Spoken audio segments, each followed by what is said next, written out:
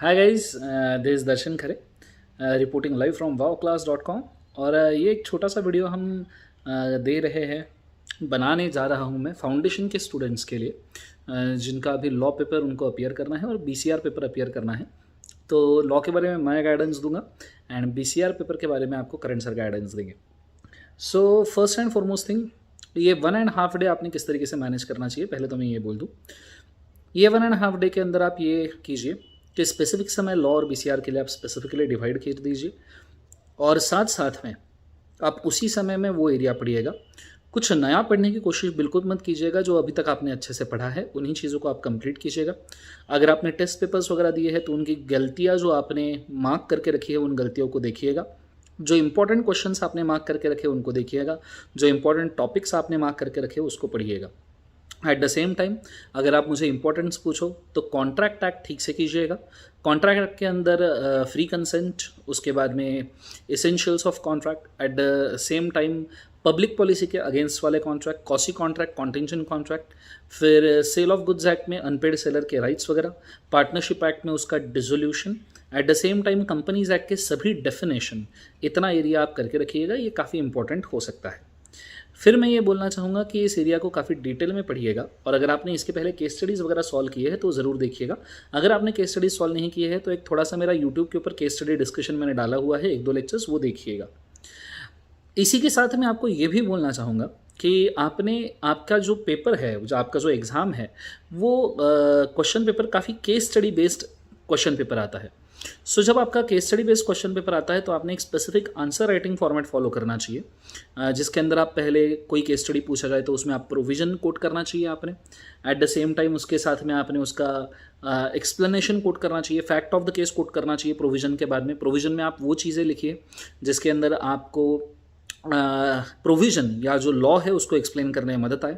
फिर fact of the case में आप जो केस स्टडी आपको दिया गया है जिसका आपको आंसर करना है उसको कंक्लूजन की तरफ लेके जाए, और फिर उसके बाद में कोई केस लॉ उससे रिगार्डिंग है, जैसे नियरली 18-20 केस लॉज है हमारे कॉन्ट्रैक्ट एक्ट के अंदर। कंपनीज एक्ट में भी लिफ्टिंग ऑफ कॉर्पोरेट वेल में थोड़े बहुत केस लॉज है, बट ये 2-4 ऐसी चीज़ें हैं जो आपको याद रखनी चाहिए कॉन्ट्रैक्ट के केस लॉज खास करके करना। तो कोई अगर केस लॉ है तो आपने केस लॉ कोट करना है, और एंड में आंसर कंक्लूड करने को मत भूलना। बहुत सारे बच्चे मार यही खा जाते हैं कि पूरा आंसर लिख के आते हैं बट आंसर कंक्लूड करके नहीं आते हैं। जो उन्होंने स्पेसिफिकली पूछा है उसको ही आपने स्पेसिफिकली एंड में कंक्लूड करना और जवाब देना बहुत ज़रूरी है। तो कृपया ये चीज़ को आप ज़रूर कीजिएगा।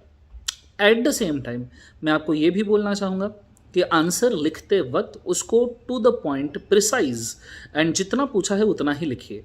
आपने पढ़ा है इसका मतलब कि आप उसको ज़्यादा लिखो, ऐसा उसमें कोई सेंस नहीं है। तो जितना पूछा है उतना लिखिए। वैल्यू और कभी भी जो पूछा है टू द पॉइंट सुनना चाहता है, वो ज़्यादा कोई भी चीज़ें इस केस में सुनना नहीं चाहता। सो मैं आपको रिकमेंड करूँगा कि जितना उन्होंने पूछा है बस उतना ही लिखिए, टू द पॉइंट लिखिए, कंक्लूड कीजिए।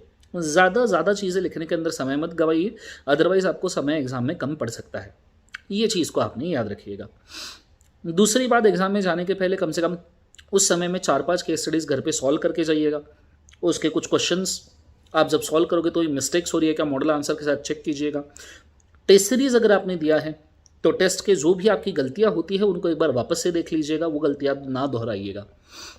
साथ में मैं आपको ये भी मेंशन करना चाहूँगा कि जब आप एग्ज़ाम में सॉल्व करोगे पेपर तो उस सिचुएशन में लॉ के लिए और बीसीआर के लिए स्पेसिफिक समय अलॉट कर देना कि इतने समय में मैं लॉ सॉल्व करूँगा, इतने समय में बीसीआर। एग्ज़ाम सॉल्व करते वक्त जो क्वेश्चंस आपको काफ़ी अच्छे आते हैं उनको पहले सॉल्व कीजिएगा, और जो क्वेश्चंस के ऊपर आपको बिल्कुल भी कॉन्फिडेंस नहीं है या नहीं आते उनको सबसे एंड में सॉल्व कीजिएगा। साथ में मैं आपको ये बोलना चाहूँगा कि जब आप क्वेश्चन स्टार्टिंग में सॉल्व कीजिएगा तो उसको proper neat answer writing format में डालिए, जो मैंने बोला था, provision, fact of the case, case laws, और उसके बाद में आंसर को कंक्लूड करने वाला ये फॉर्मेट के अंदर उसको ज़रूर डालिएगा। ये मैंने मेरे केस स्टडी लेक्चर्स के अंदर यूट्यूब पर डिस्कस किया हुआ है। साथ में मैं आपको ये भी मेंशन करना चाहूँगा कि जब भी आप एग्ज़ाम हॉल में जाओ तो थोड़ा दिमाग ठंडा रखना।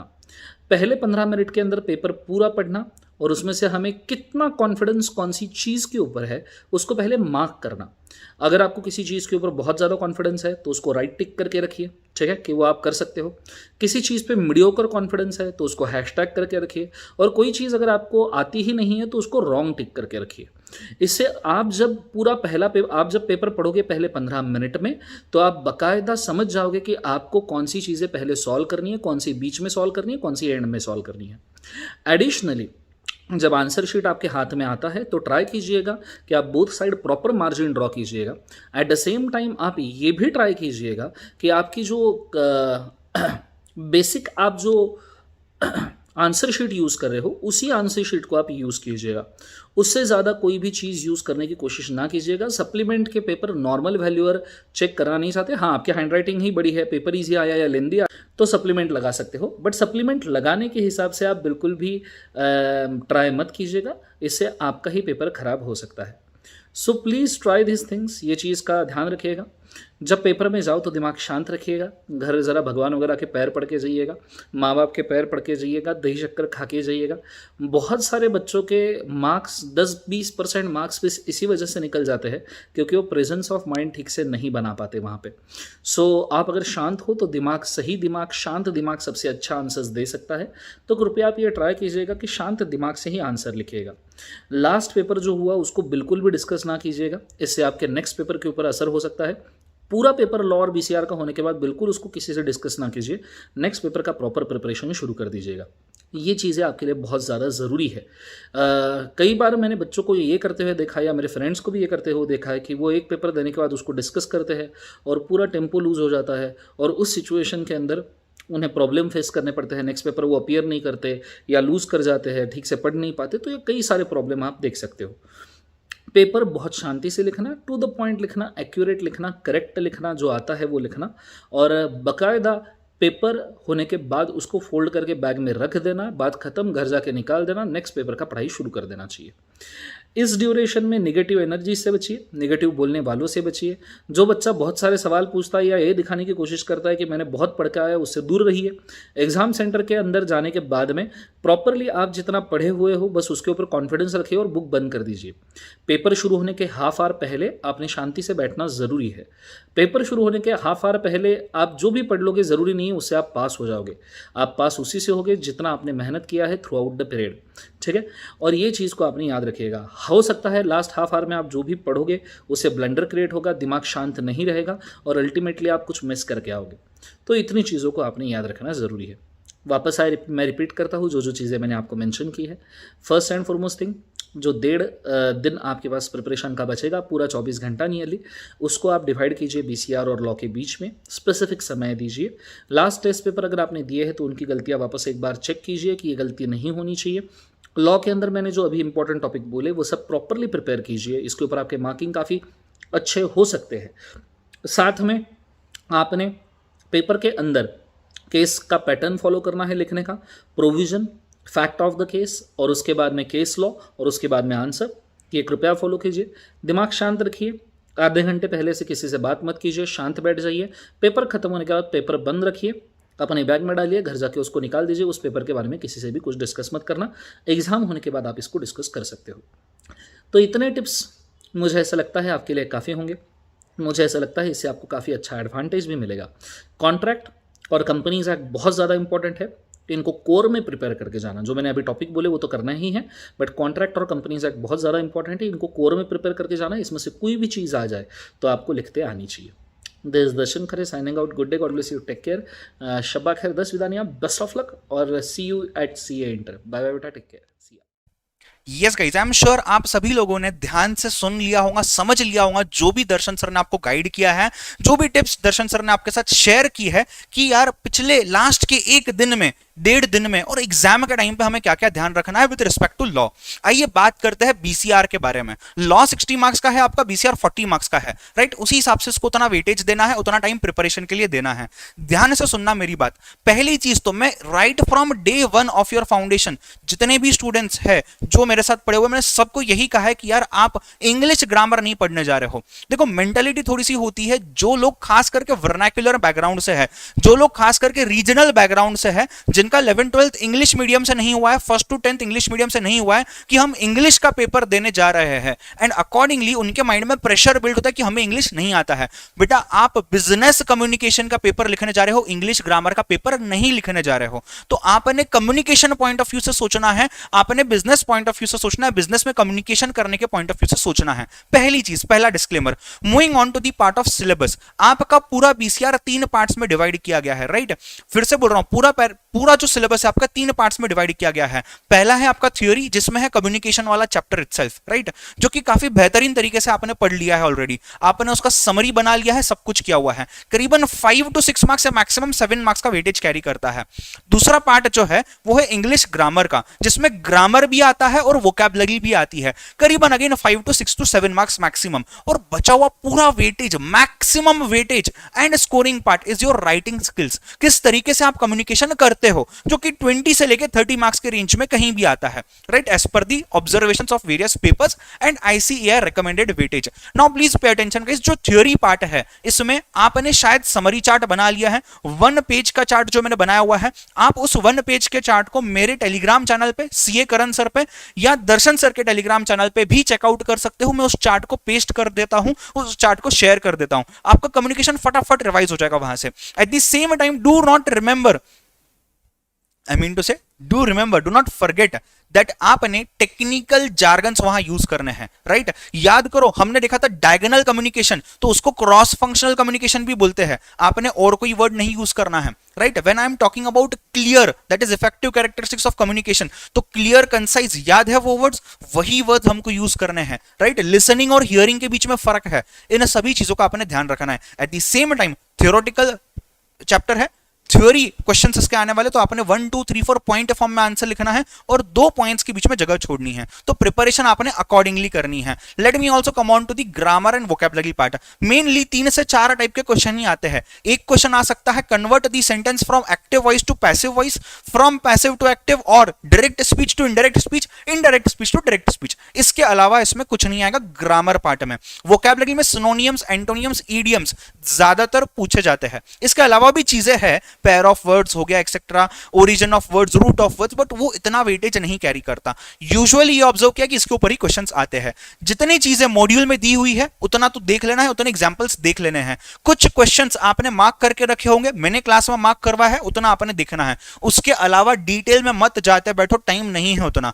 और जरूरी नहीं है जो आप देख रहे हो उसी से एग्जाम में आएगा। तो मेक श्योर आप इनके रूल्स समझ लो। 2-3 अलग अलग टाइप के क्वेश्चंस, इंटरोगेटिव हो गया, एक्सक्लेमेशन वाला सेंटेंस हो गया, ऑर्डर वाला सेंटेंस हो गया, रिक्वेस्ट वाला सेंटेंस हो गया, उसके ऊपर देख लिया करो, राइट। यूनिवर्सल फैक्ट में चेंज नहीं होती है चीजें, स्पीच में या एक्टिव पैसिव वॉइस में, उतना देख लेना है। और ये जितना आपने अभी तक ऑलरेडी किया हुआ है उसी में से कुछ ना कुछ आने वाला है, इसके 99% चांसेस है, राइट। आप कोई बड़ी बुक लेके पढ़ने बैठ रहे हो, गूगल पे जाके सर्च कर रहे हो, पढ़ते बैठ रहे हो, उतना टाइम नहीं डालना है इस मोमेंट पे, ठीक है। Coming on to writing skills part. Writing skills में format carries the very important thing. Exam में प्रेशर के अंडर में लॉ का पेपर या बीसीआर का पेपर देखते हुए जो प्रेशर आता है उसके वजह से आप फॉर्मेट्स भूल जाते हो, राइट। आपने शायद ही अकाउंट्स में देखा होगा, आप कुछ फॉर्मूला, कोई फॉर्मेट एंड मोमेंट पे भूल गए थे, तो आपने ये ध्यान देना है, आपने ये ध्यान देना है कि फॉर्मेट एग्जाम के दिन, उसी दिन सुबह सुबह आप एक बार देख लेते हो, राइट। अगर आपने समरी बनाया हुआ है और उसमें फॉर्मेट लिखे हुए हैं आपने, वेल एंड गुड, उसको रेफर करो। नहीं बनाया हुआ है तो जब भी आप मॉड्यूल से या आपके टीचर के नोट से जब आप रेफर कर रहे हो अभी लास्ट के 1-1.5 दिन में, तो आप फोटो खींच लो अपने मोबाइल में, फॉर्मेट्स का अलग अलग, letter writing, report writing, etcetera etcetera, और एग्जाम में जाने के पहले या सेंटर पे पहुंचने के बाद, एग्जाम रूम में जाने से पहले एक बार फॉर्मेट्स पर नजर घुमा लो, ताकि एग्जाम में फॉर्मेट्स आप ना भूलो। कहां आपने ऑथर नेम लिखना है, लेटर में क्या सीक्वेंस फॉलो करना है, रेज्यूमे में क्या क्या चीजें आनी चाहिए, एजेंडा में कितने कॉलम्स आने चाहिए, ये सभी चीजों को देख लेना है। Try to keep the language as simple as possible. आपको बहुत अच्छे से आती है चीजें, आपकी वोकैबुलरी बहुत अच्छी होगी, आप कॉन्वेंट स्कूल से बिलोंग करते हो, बहुत अच्छी वोकैबुलरी है, still try to be as simple as possible. ऐसे अजीबोगरीब वर्ड्स मत लेके आ जाओ जो शायद इवैल्यूएटर को भी नहीं समझे, तो उतना चीज का आपको ध्यान देना है। रिलेवेंट चीजें लिखो। पूछा है ग्लोबल वार्मिंग, तुम डाल रहे हो कोरोना, तुम्हारा कोरोना हो जाएगा, ये चीजें नहीं करनी है बेटा। आपने रिलेवेंट चीजें जितना याद आ रहा है टॉपिक के ऊपर उतना लिखना है, राइट। खास करके आर्टिकल राइटिंग के जैसे चीजें, रिपोर्ट राइटिंग के जैसे चीजें, जितना सोच पा रहे हो, समझ पा रहे हो, लिखना चालू करो। सोचने में ज्यादा टाइम नहीं डालना है। बीसीआर के पेपर में सोचने में ज्यादा टाइम नहीं डालना है, because it is communication, it is all about business communication, communication reporting. तो जितना ज्यादा सोचोगे, उतना क्रिएटिव सोचोगे, उतना ज्यादा लिख सकते हो, बट टाइम लिमिटेड है, तो अपनी क्रिएटिविटी को भी लिमिट रखो, सीमित रखो, और जितनी रिलेवेंट चीजें उतनी लिखो, जनरलाइज मत घुमाते बैठो, ठीक है। नेक्स्ट पॉइंट, आपने एग्जाम में जाने के पहले जो 1.5 दिन आपके पास है, इसमें आईसीईआर के रीसेंट अटेम्प्ट वाले एमटीपी आरटीपी मॉड्यूल के क्वेश्चंस क्विकली गो थ्रू करने हैं, और आपके टीचर्स के नोट्स में से जो भी देखा है, आपके टीचर ने या आपने पढ़ते समय लास्ट डे रिवीजन या last moment revision, last minute revision के क्वेश्चंस अगर मार्क किए हैं, क्विकली एक बार ब्रश अप कर लो, right. It is not practically possible to practice all the questions बेटा at the very last moment. आपको लॉ भी संभालना है, जैसे दर्शन सर ने कहा होगा, तो यहां पे आप सब क्वेश्चंस को प्रैक्टिस करता मत बैठो, but do not forget to go through few questions. Report writing का एक बड़ा क्वेश्चन देख लिया, रेज्यूमे का एक बड़ा क्वेश्चन देख लिया, मिनट्स का एक बड़ा क्वेश्चन देख लिया, कम्युनिकेशन का कंसेप्ट देख लिया, इतना जरूरी है। अगर आप खुद से नहीं पढ़ पाते हो, एंड मोमेंट पे क्या करना है खुद से नहीं पता है, बीसीआर की मैराथन मेरी चैनल पे अपलोडेड है, आप उसको देख सकते हो, बिल्कुल कोई दिक्कत की बात नहीं है, ठीक है। 2 मैराथन्स अपलोड किए हुए मैंने, एक में मैंने पूरा पेपर सॉल्व किया हुआ है, एक एमटीपी वाला पिछले अटेम्प्ट का, और एक मैराथन में मैंने पूरे कंसेप्ट्स रिवाइज किए हुए। आप कोई भी मैराथन देख सकते हो, दोनों में कंटेंट्स प्रॉपर्ली कवर्ड है। एट द सेम टाइम जो मेरे स्टूडेंट्स हैं, जो मेरे पास से बीसीआर पढ़ चुके हैं, आपने समरी बुक को 2 बार कम से कम देख के जाना है। एक बार आप जब एक दिन पहले प्रिपेयर कर रहे हो, और एक बार यानी कि दूसरी बार जिस दिन आपका एग्जाम है उस दिन सुबह में या एग्जाम पे जाने से पहले, राइट। स्टूडेंट्स पूछते कि सर लॉ में कितना टाइम डालूं और बीसीआर में कितना टाइम डालूं। बेटा लॉ में ज्यादा टाइम, बिकॉज ज्यादा वेटेज है और उतना कॉम्प्लेक्स भी है। बीसीआर में कंपैरेटिवली कम टाइम, ऐसा नहीं है इजी है, इजी तो है, बट कंपैरेटिवली कम टाइम डालना, बिकॉज वेटेज कम है, राइट। तो यहां पे 6 to 7 आवर्स भी अगर आप देते हो पूरे आपके 1.5-2 दिनों में से, that is sufficient for BCR. जितना ज्यादा दिया दे पा रहे हो तो अच्छा है। बीसीआर का पेपर है, डिस्क्रिप्टिव है, नेगेटिव मार्किंग नहीं है, इसलिए ट्राई करो 100% कंटेंट देख के चले जाओ। हो सकता है जो एक स्टूडेंट ऐसा होगा यहां इस वीडियो को देख रहा है, आपने बीसीआर को अच्छे से प्रिपेयर नहीं किया है, बट कहीं ना कहीं फर्स्ट स्टैंडर्ड से लेकर 12th स्टैंडर्ड तक में आपने इन टॉपिक्स को एक बार तो भी देखा हुआ है। तो प्लीज मेक श्योर आप क्विकली गो थ्रू कर लेते हो एक बार तो भी टॉपिक्स को, so that it becomes very easy for you कि आप एग्जाम में एटलीस्ट आपको जाना पहचाना कुछ दिखेगा और आप फटाफट लिख पाओगे। उतना तो भी प्लीज मेक श्योर करना, राइट। तो उतना आपने देखना है, presentation neat and clean, hand writing beautiful नहीं बट लेजिबल, जैसे मेरी राइटिंग है इतनी अच्छी नहीं है बट समझने आ जाता है, उतना आपने तो भी करना है, राइट। तो प्रेजेंटेशन पे फोकस करो, कम्युनिकेशन है, प्रेजेंटेशन का ही सब्जेक्ट है, तो आपने प्रेजेंटेशन अच्छे से करना है। At the same time let me also tell you that कल यानी कि 25th आपके एग्जाम के एक दिन पहले, आपके एग्जाम के एक दिन पहले 25th को संडे को रात में 8 बजे मैं और दर्शन सर लाइव आने वाले हैं आपके लास्ट मोमेंट टिप्स देने के लिए कि किस तरीके से एग्जाम के टाइम पे चीजें ध्यान देनी है,